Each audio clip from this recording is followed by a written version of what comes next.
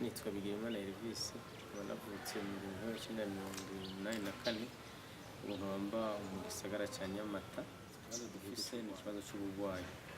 Ubwo burwayi bukaba bwaturutse ku njyane ziri mu Burundi, nkaba nakomeretse bandashe amayika abiri yaciye mu jisho aja mu mutwe.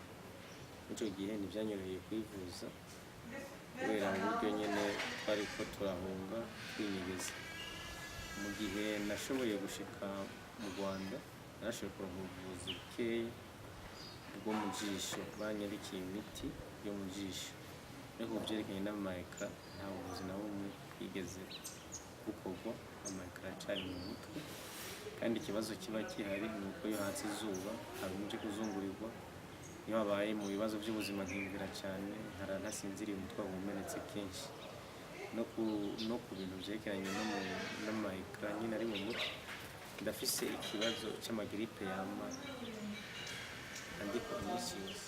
Ubu ntitworohera kuronka kuko n'abari badufashije bwa mbere muri CSR narasubiyeyo, bambwira yuko dosiye yanjye yarangiye. Ni ukuvuga uwo muti uheze, nsaba abagenzi canke umuntu afite umutima w'ikiruhuko kubawungurira. Iyo ntawuronse nihangana, ndasaba cyane umuntu uwo ari we wese, yaba amakungu, yaba ufise umutima w'ikigongo, ko yomfasha ku buryo ntushobora kuvuza izo kazi kava mu mutwe, kuko uko bizogenda kose ndumva ko zizongirira ikibazo. Nsaba rero umuntu yaba kuwigenga wese, ku mashyirahamwe iyo ari yo yose, yuko bumfasha agashobora kuvuza izo kazi kava mu mutwe. Murakoze, nanjye ndabashimiye cyane.